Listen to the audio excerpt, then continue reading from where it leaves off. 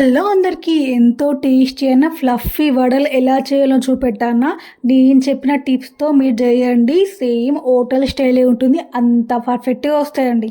Process కూడా చాలా easy, చాలా సింపుల్గా అయిపోతుంది. మీకు వడలు కూడా వేయడం కరెక్ట్గా రాకుంటే నేను ఒక టిప్ చెప్తాను, అలా ఫాలో అవ్వండి, చాలా ఈజీగా ఉంటుంది. ప్రాసెస్ ఎలానో చూద్దాం. ముందు ఒక 2 కప్స్ మినప్పప్పు తీసుకోవాలి. కావాలనుకుంటే మీరు మినప గుండ్లు కూడా తీసుకోవచ్చు, మీ ఇష్టం ఏమన్నా తీసుకోవచ్చు. దాన్ని తీసుకొని మనం మంచిగా వాష్ చేసుకోవాలి. నేనైతే మినప్పప్పు తీసుకుంటున్నాను. ఒక 2 అవర్స్ వరకు మనం దాన్ని నాననియాలి. 2 అవర్స్ వరకు నేను పక్కన పెట్టేస్తాను. మంచిగా వాష్ చేసేసి మంచి వాటర్ పోసుకొని ఒక 2 అవర్స్ వరకు క్యాప్ పెట్టేసి పక్కన పెట్టేద్దాం. 2 అవర్స్ అయింది కదా, నేను 2 అవర్స్ తర్వాత చూపెడతా. చూడండి పప్పు ఎంత మంచిగా డబుల్ అవుతుంది. పప్పు చూడండి, మనం నానబెట్టిన దానికన్నా డబుల్ అవుతుంది పప్పు. అయితే అప్పుడు పప్పు పర్ఫెక్ట్గా నానినట్టు. ఇక మనం పప్పుని జార్లోకి తీసుకొని మంచిగా గ్రైండ్ చేసుకుందాము. వాటర్ మొత్తం తీసేసి పప్పుని మంచిగా గ్రైండ్ చేసుకుందాం. పప్పు అంతా మంచిగా గ్రైండ్ అయిపోయింది కదా, దీన్ని నేను మొత్తం ఒక బౌల్లోకి తీసుకుంటున్నాను. ఇలా సాఫ్ట్గా గ్రైండ్ చేసుకోవాలి. గ్రైండ్ అయిన పిండిని మొత్తం ఒక బౌల్లోకి తీసుకొని ఒక గంట సేపు వరకు పక్కన పెట్టేద్దాం. మీకు ఇంకా మంచి టేస్ట్ రావాలనుకుంటే నైట్ గ్రైండ్ చేసుకొని ఫ్రిడ్జ్లో పెట్టుకొని మార్నింగ్ తీసుకోవాలి. 1 అవర్ వరకు మన పిండిని పక్కన పెట్టుకున్నాం కదా, 1 అవర్ తర్వాత మనం పిండిని తీసుకొని తగినంత సాల్ట్ వేసుకుందాం, కొంచెం సోడా వేసుకుందాం. దాన్ని మంచిగా కలపాలి. ఇప్పుడు నేను చూపెట్టినట్టుగా బీట్ చేయాలి. అయితేనే మంచిగా వడ వస్తే ఫ్లఫీగా సేమ్ బయట నుంచి తెచ్చుకున్నట్టే వస్తాయి వడలు. పిండి పర్ఫెక్ట్గా అయిందో లేదో నేను చూపెడతా. ఒక బౌల్లో కొన్ని వాటర్ తీసుకొని పిండిని తీసుకొని కొంచెం వేయాలి.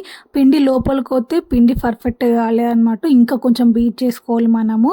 ఇంకొంచెం నేను బీట్ చేస్తున్నాను. ఇంకొంచెం బీట్ చేసినాక మీకు మళ్ళీ చూపెడతాను.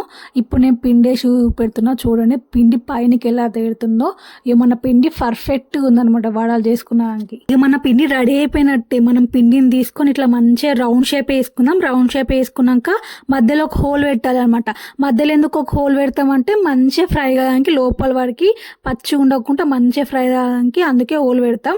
ఈ ఆయిల్ బాగా హీట్ కావాలి. ఆయిల్ బాగా హీట్ అయినాక ఏమన్నా వడని వేసుకుందాం.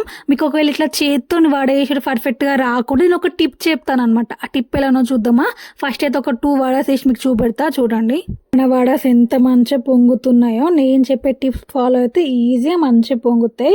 చూడండి ఎంత బాగా వచ్చిందో వడ.